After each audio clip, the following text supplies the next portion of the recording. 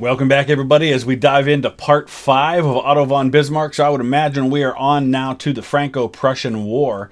And as I've been trying to do the last few episodes, I wanted to throw in a little bit of random trivia associated with today's episode.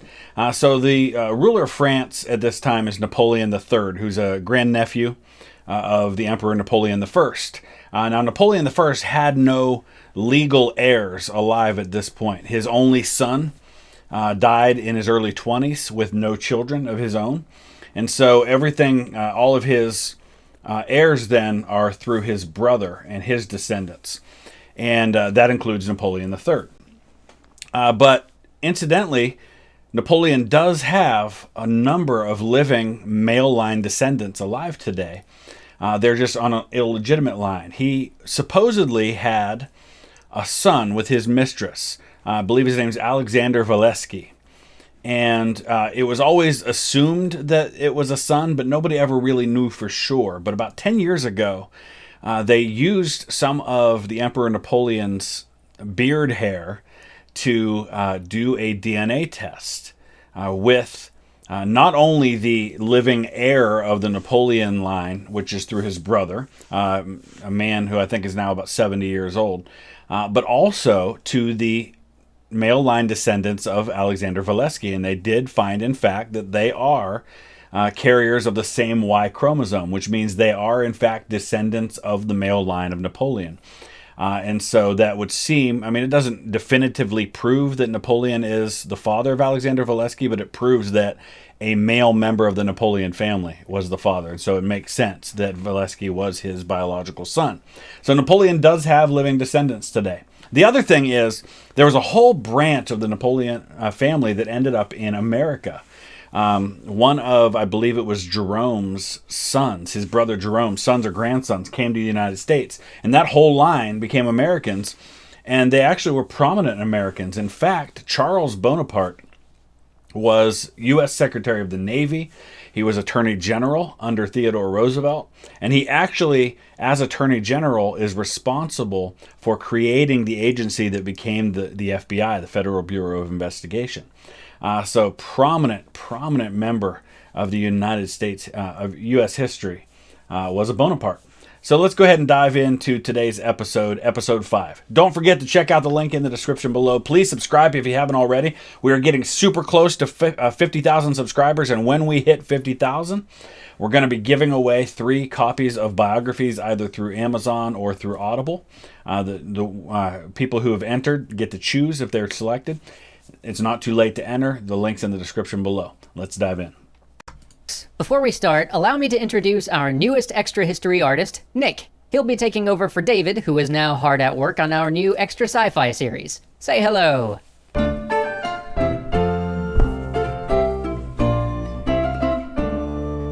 Any increase in power brings an increase in enemies. But to Bismarck, enemies were as useful as friends. With the defeat of Austria and the consolidation of the northern German states into one hegemony ruled by Prussia, Bismarck's eye turned to the next problem: founding Germany. But to do this, he would need to bring all of the southern German states under his control. He knew he couldn't simply annex them by force. He needed a unified Germany, a Germany that felt like a country, not some occupied territory under a foreign rule. And for that, the southern German states would have to come to him willingly, of their own volition. But they had always been aligned with Austria, so how could he get them to volunteer to be absorbed into Prussia? He would need an external threat, something that would make these states more afraid of other nations, and see Prussia as the benevolent protector and cultural brother that they could turn to in their time of need. And this is a pretty common strategy throughout history, is that if you want to unify your own people,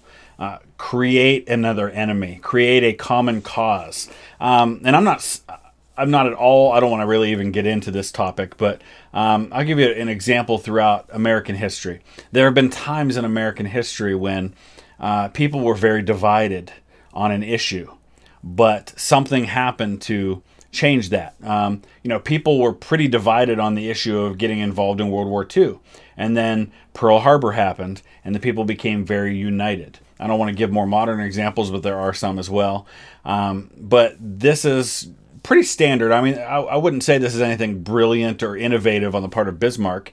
That's kind of how it's always worked. Create an enemy, create something for the people to rally against so that they focus more on what they have in common than on what separates them.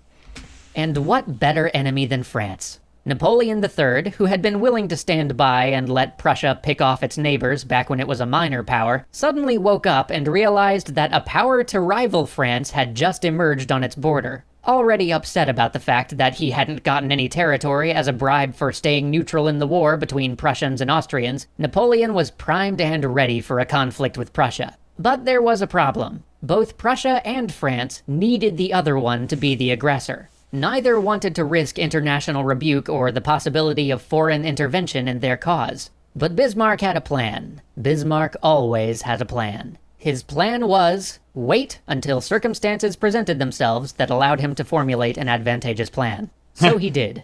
Then, when the Queen of Spain was suddenly kicked out of Spain by revolutionaries, Bismarck knew it was go time. Because when a European monarch vacates their throne, there is always a multinational scramble for succession. Yep. In this case, you'd think it would be less complicated because the Spanish kicked out their monarch and were essentially choosing a new one for themselves instead of trying to untangle and war over some Byzantine genealogical tree. But no, they instead decided to offer the crown of Spain to a German prince. Bismarck was all for this. He pushed for Prince Leopold to accept the offer, despite the fact that his name didn't even have Wilhelm in it anywhere. He knew full well that Napoleon III would have to rage against this offer. After all, if Spain ever allied with Prussia, which would be far more likely with a Prussian prince on the Spanish throne, France would be surrounded. Yep. King Wilhelm was against this, and even Prince Leopold didn't see great prospects in being king of a country that had spent most of the last century in revolt, but Bismarck's diplomacy prevailed, and the offer was accepted. All of these dealings were kept a very close secret, though. If France found out too early, the consequences could be disastrous. What Bismarck needed was for Leopold to be proclaimed king by the legitimate assembly of the people of Spain before Napoleon could make a move. That way, if France declared war over it, the world would see them as the aggressors. Everything went perfectly. On June 19, 1870, Leopold agreed to accept the throne. 2 days later, he sent a coded telegraph to Madrid saying that he would arrive around the 29th. So isn't it interesting that a war between two major European powers breaks out over something in a third country? It's not about a border dispute, which really was what this was really about in the end, because Prussia wanted to be able to grab Alsace-Lorraine, which was an area that had been fought over for centuries between the two because of the cultural and the border changes and all that sort of stuff. But it ends up breaking out over Spain. But then history turned, as it so often does, on a small thing. A cipher clerk made an error in decoding the message and wrote the 9th of July. The Spanish legislature couldn't be held in session that long, and thus was dismissed on June 23rd, which meant that when Leopold arrived in Spain, there was nobody present to make him king. People started noticing this Prussian prince kicking around in Madrid fairly quickly, and word reached the French papers. Soon, all of France was up in arms. So, not everything went perfectly. But Bismarck now played the spider, waiting silently. He knew that he couldn't be seen directing affairs. All he had to do was wait for the French to offer some insult, and then pounce on that to have the war he wanted. But he didn't factor in Wilhelm. The king had always been opposed to the prince running off and taking the Spanish throne, so when the French outcry flared up, the Prussian monarch put his foot down and told Leopold to withdraw his nomination. This was a huge diplomatic win for France, but like always, Napoleon III pushed it too far. And we talked about that last episode, right? Know when you've pushed far enough. So many of the greatest mistakes in history are people who pushed it too far. And some of the most successful monarchs in history, some of the most successful politicians in history are the people who knew when not to push too far. I feel like Abraham Lincoln here in the United States was really, really good at being a pragmatist. He understood how far he could push certain things politically and knew when to back off, even though there were people within his own party pushing for him to become much more radical. He understood the importance of holding back until the right time. And that's the difference here between Napoleon III and Otto von Bismarck. Napoleon doesn't have that. ability Bismarck does. He sent a diplomat to ask Wilhelm to swear that no Hohenzollern would ever sit on the Spanish throne. So Hohenzollern is the royal house of Prussia, the kings of Prussia, and then eventually the emperor of Germany as of the Hohenzollern line. So what he's saying is he doesn't want anybody from the German royal family to become king in Spain. The king found this mildly insulting, as there was no way he would promise something like that in perpetuity. And besides, he had already pulled Leopold from the throne, and it wasn't likely to come up again. He felt that he had already been perfectly reasonable about this. So he replied that he could promise no such thing, and sent the French ambassador away. Then he had a quick telegram sent to Bismarck relaying the incident and granting him permission to inform the press. But Bismarck always had a way with vague instructions, and with words. He did indeed inform the press, but the message he passed along to them was carefully edited. It wasn't false, per se. It wasn't even really a misrepresentation. He just omitted some words. Omitted some words in such a brilliant way that when the German people read it, they would think the French ambassador had insulted their king. And when the French read it, they would think that the Prussian king had insulted their ambassador. That did the trick. The people were up in arms, and the French were ticked. Paris all the more so because, coincidentally, the telegram happened to come out on Bastille Day. And Napoleon III needed a war. His regime was largely unsuccessful, and his foreign entanglements had been a disaster. So Napoleon needs this war for some of the same reasons that Bismarck needs the war. It's a way to unite the people. Only the difference here is that Napoleon needs the war to distract from domestic problems that he's having, which is a little different than Bismarck, who needs it to unite his people so he can form a new empire. So this works if you can get the people behind it and if you can win.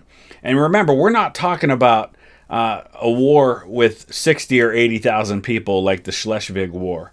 We're not talking about a war that won't involve massive amounts, or that won't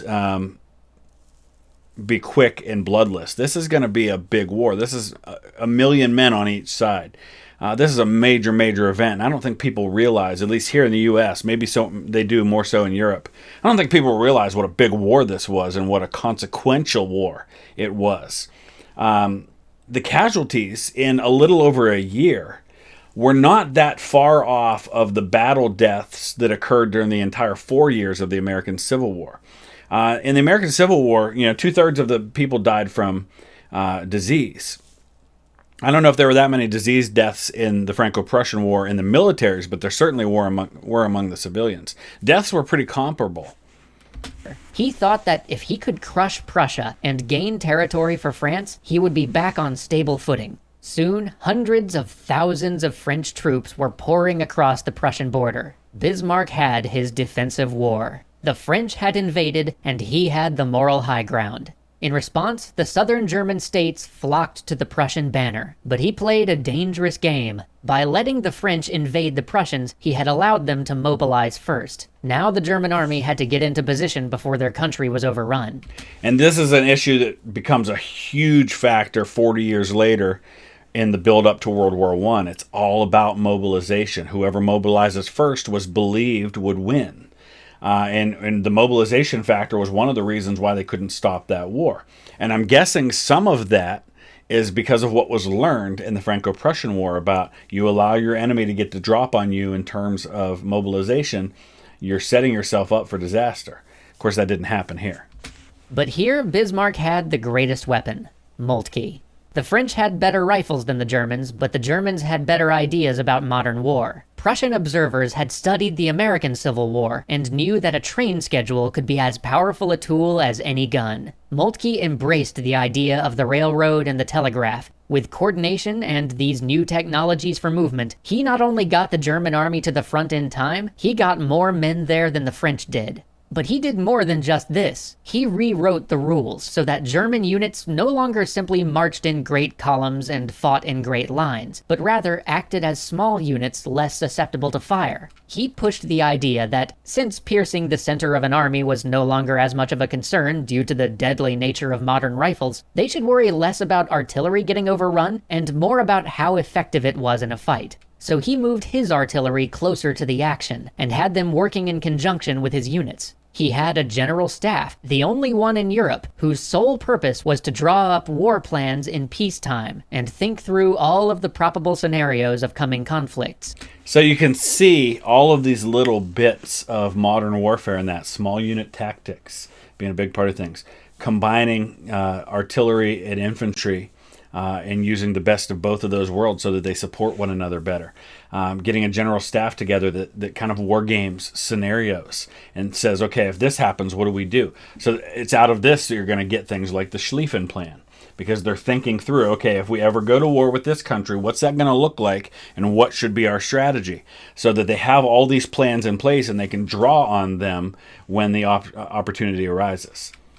With these advantages and a superiority in numbers, Moltke immediately took the offensive, rapidly pushing the French back across the border and charging into French territory. Time and again, the French reeled before the Prussian forces. Soon the French armies were falling back, trying to link up with reserves further down the line. But the retreating army was spotted by a small cavalry brigade, and nearby Prussian forces were ordered to move in and cut them off. Unfortunately, due to some wild miscalculations by both sides, the Prussians had just sent 30,000 men to engage what turned out to be 130,000. The French were beleaguered and demoralized, but had an overwhelming advantage in men. The Prussians were ready for the fight, but ended up pinned by the French artillery. In desperation, the Prussian commander sent a message to a nearby cavalry commander saying that the artillery must be cleared. Famously, the cavalry commander said, "It will cost what it will cost," and readied his men.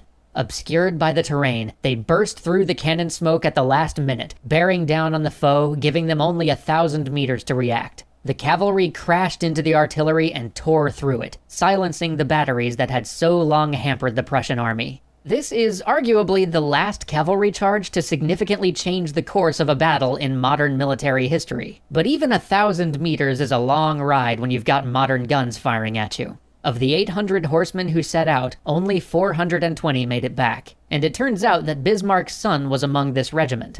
It was late in the night of August 16th, 1870, when a messenger arrived to tell Bismarck his eldest son was dead. Quartered only 20 miles away from the battlefield, Bismarck rode like a man possessed to find the body of his son, only to be greeted by his very much alive son laughing and joking in a farmhouse nearby. He had taken a bullet to the leg and would be out of the fighting, but was in no mortal danger. After a few more hard-fought victories, the Prussian forces bottled up the French at Metz and forced the surrender of 140,000 men. The French only had one army left to them, an army battered by an attempt to relieve the forces at Metz. But Moltke had no intention of letting this force get away, and in the days following the surrender at Metz, he maneuvered his forces and encircled this final army. A breakout attempt was made, but so exhausted and undersupplied were the French at this point, it soon became clear that a breakout was impossible. By the next day, 100,000 men, and with them the greatest prize of all, Napoleon III, who was personally leading this army, surrendered. France no longer had a real army on the field. Now it was time to think about the future.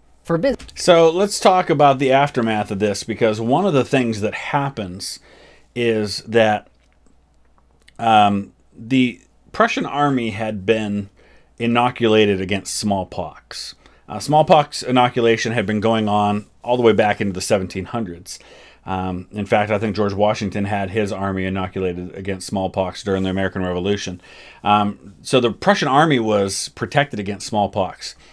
The Prussian civilians were not. And because they were capturing these large numbers of French soldiers, there was a group of French soldiers that had an outbreak of smallpox. And it spread from the French soldiers to the Prussian civilians, and more Prussian civilians died of smallpox than Prussian army died in the field. So it ended up costing the lives of hundreds of thousands of civilians. And it's, again, a kind of a preview to what happens in the First World War, when right as the war is ending, the First World War is ending, you have the outbreak of the worldwide Spanish flu pandemic, which actually probably, it's interesting it's called Spanish flu because probably broke out in the central United States. But it spread throughout the military, and you can go there today and you can see a lot of the dead in the military cemeteries died after the war was over from the flu. Bismarck, that meant peace terms. For Moltke, that meant pushing on to Paris. Oh, so I guess we're stopping right there. I didn't realize it was just about over. So that was good. We've still got a lot to cover because now we're going to get into the aftermath, which means time to form the German Empire, which was the most significant consequence of this. And of course, that leads to the system of alliances that eventually form that turn into World War I. So let me know your thoughts about all that. Use the comment section below. Later today, I'm going to have the video up for my visit to Chancellorsville, the battlefield. So be watching for that. If you turn on notifications after you subscribed, and make sure you turn on all notifications, you'll get the notification as soon as that goes live. Thanks for watching.